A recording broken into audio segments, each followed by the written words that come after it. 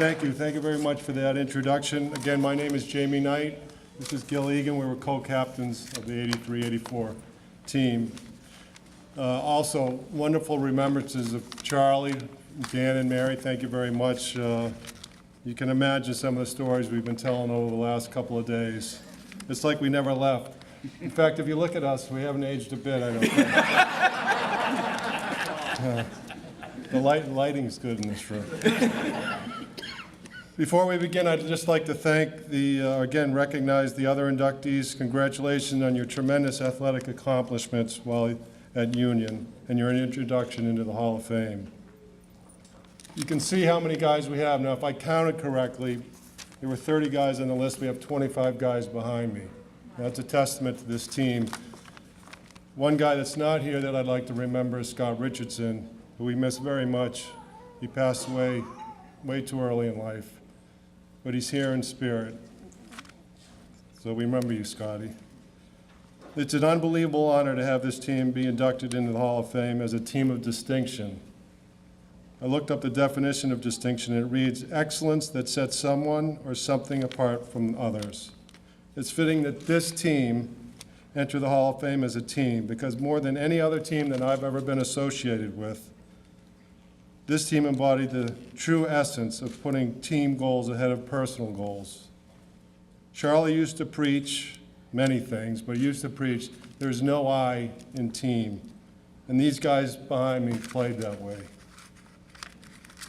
Starting the 83-84 season, we had lost 5 of 6 of our top scorers, including Todd Forbert, who was one of the all-time great players in Union College history and a Hall of Fame member. In the previous season, we lost 5 out of 6 of our last games to miss the playoffs.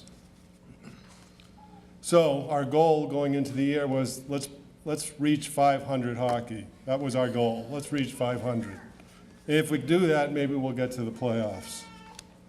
So Charlie had us work extra hard in the fall of 1983, dryland training, running Ravine Road. We actually did aerobics. This group of guys, we did aerobics. It was hilarious. We set stations in the old alumni gym. We'd have to partner up. One of the things we used to do was we had to carry your partner up the stairs. Where's Haji? Yeah, I had to carry him up the stairs. I'm not sure what good it did, but. So we worked extra hard. Skated hard, practiced hard, and we got out of the chute and lost our first 2 games, so we're 0-2. But Charlie had this way of always scheduling D1 games in the fall.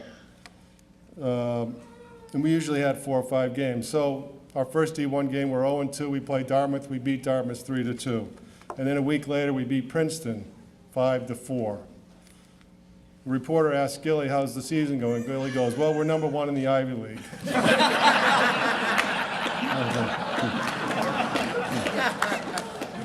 had no idea what the Ivy League was. He did not. We muddled through the season. After 12 games, we're about 500. So-so, you know, that's our goal, 500. And then we went on a tear, and we won 10 out of our last 12 games and ranked 3rd in the league and made the ECAC playoffs, which was another one of our goals. So now we have to set higher goals. So we want to win the ECACs. So we played North Adams State in the first game. It's quarterfinals. We lost to them twice during the regular season. What do? We come out, we're losing 3-0 in the first period. And then somehow we came back and won that game 6-4. Then we went to Oswego State, semifinals. Let's keep a good thing going. We'll be down 3-1 in the second period. Came back and won that game 5-3. Played RAT, which was the defending national champion. Played them tough, but lost them 3-1 in the championship. But by getting that far, we got invited to the NCAA tournament. I think we were ranked 5th. So we had to go out and play Wisconsin River Falls. I don't know where. It was near Minnesota somewhere. I don't know how we got there. But Love the hotel. love the hotel. They were all 6'8". Yeah, they were all about 6 feet, 8 inches tall, these guys. They were 14-2 at home. We played a 2-game total goal series we won the first game 4-0, lost the second game 6-4, but won the total goal series. So now we're in the semifinals. Who do we play? RIT. Now, we've mentioned that. RIT at RIT. That was convenient. We've had to play RIT at RIT, and then the national champions, defending champs. I believe life is made up of a series of moments, and that RIT game was certainly a moment. We battled tooth and nail, scratched and clawed, and competed at the highest levels versus the defending champs. Again, fell behind 2-0. There's a pattern here, as you can see. Then tied it up 2-2, 3-3 after 2 periods. RIT scored early in the third to make it 4-3, and then we scored late in the third to make it 4-4. After 60 minutes, every shift was a grind. Every shift was going out like a battle. Every shift seemed to be faster than the previous shift. We played 3 10-minute overtimes. On several occasions, I remember teammates getting up to leave the bench because we thought the game was over. There'd be a wide open net, an RIT guy would have the puck on his net 5 feet from the net, from the goal. He'd shoot, and Doogie somehow would make the save. He made 63 saves that night.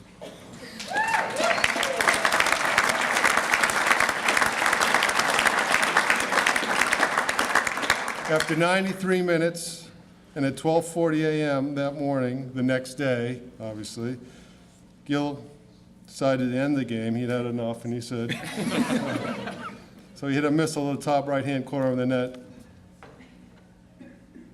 We went on to win that game in what I believe is the longest college hockey game at the time in history. The game went so long that the WRUC announcers ran out of tape. We lost in the final Babson, but it did not diminish the accomplishments of the members of this team who played and competed in every game with energy, enthusiasm, and most of all, effort. Thank you to the Hall of Fame Committee for recognizing this year. It's a great honor. Thank you. We have a couple more things. Here's one thing. Yeah.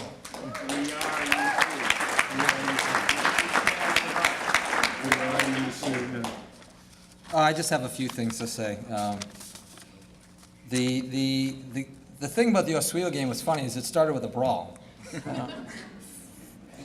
Right off the bat, no referees, no coaches. Warm-ups, right? Warm-ups. Lanny. Someone wanted the puck from Oswego. They were tapping their stick. Flanny decided to give it to him, shot it in his chest.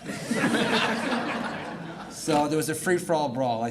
Coaches were looking for shoes. Referees were running around looking for stuff to get on the ice. So it was an event for us that night. I think when you play a team sport, there's a lot of things that happen. I mean, luck has a lot to do with what we did. We got really lucky. We got lucky early. We bought into it. We bought into Charlie. We bought into each other, and we rolled with it. When you get to play with teams, it's rare, very rare, that this happens, that you connect with players. We connected, and we still connect. We get together, we come to the golf tournament, we're here, we come to other events at school, we email, we talk. This is a team that's been together for more than 30 years, and we'll be together for a long time. We've been to weddings, probably some godfathers here to children. It's a unique bond that rarely happens in sports, and we were absolutely lucky to do it. On another note, to the other inductees, I'm really humbled because most of us here could only play one sport, let alone 2 and 3. What an accomplishment that is for all the other inductees. So we're humbled by all your achievements, and thankful to the school, to President Ainley and to Jim. Every time we come here, it's an unbelievably first-class event. If you've come back to any of these events, and we have as a team and as individuals, it's outstanding. You're treated first class. We're at the rink. They're welcoming us into the locker room. They're sitting us down. The players are there. The coach is there. The coaching staff is there. It's just an outstanding feeling. How they make us feel when we come back. So thank you to the school. It's a wonderful institution. One I barely got out of, but I got out of it.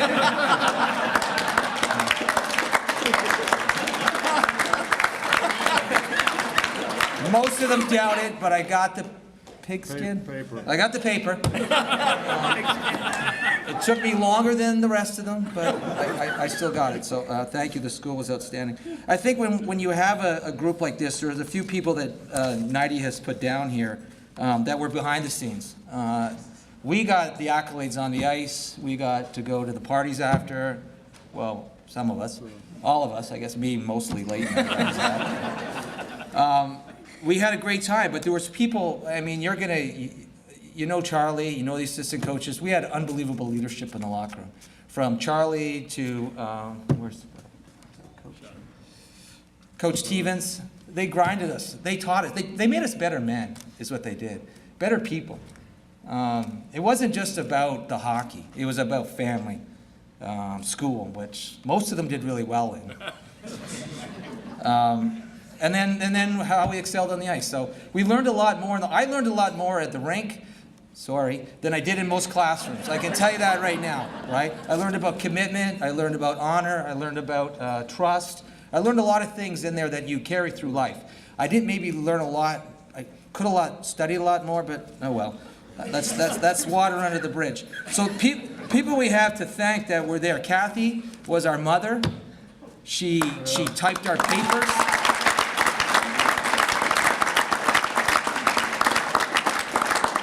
She checked on us to make sure we're going to class. She took care of our parents when they came down. She had so many hats. CEO was just, that's not even a really great explanation of what she did. She did a phenomenal job for us. And for one, we will always be thankful for. She's the first person we call when we come, the first person we go and see mostly. So we had other people that at the rink. Lynn Fredericks did a ton for the hockey team. Amazing man. Pete, I don't know, Pete's not here, he's probably at the rink making the ice right now. These guys, cut our sticks, they did our skates, they made sure the locker room was neat. They did everything for us other than, play. It was phenomenal what they did. George Katita, the SID, wrote beautiful words. I mean, made us better than we were, I think, on paper, that's for sure. Mel Zimmerman, we had a few other guys that came out and helped out behind the scenes on the bus, make sure we got on the bus. Ate, had our books, all those other things that we're supposed to have. He checked on us. Dick Sakala, I know Jim's an absolutely outstanding athletic director, phenomenal. And having dealt with him over the few years on the phone, via email, the man is phenomenal. I mean, we went to the Frozen Four. A bunch of us went to Tampa and to Philly and welcomed us. It was just amazing. He's a great athletic director. Our athletic director was just as phenomenal. Dick Sakala did unbelievable things for us in the hockey program. So we would be remiss in not thanking Dick for everything he did for us. The guys on the radio, Eric Hornick and Scotty Wyckoff, neither of them are here today. I think they had other commitments, did wonderful things for us as well. So, and the training staff, keeping us together. I had a few injuries. I'm sure a few of the other guys had injuries here. That you go downstairs and they did an outstanding job for us. So we want to thank them as well. It's going to be a long night for us. We'll be downtown. We're getting off campus. Yeah. If you see us, just make sure we get to the Hampton Inn. Because that's where we're staying. Especially me, right? But thank you. What a wonderful honor. Congratulations to everybody.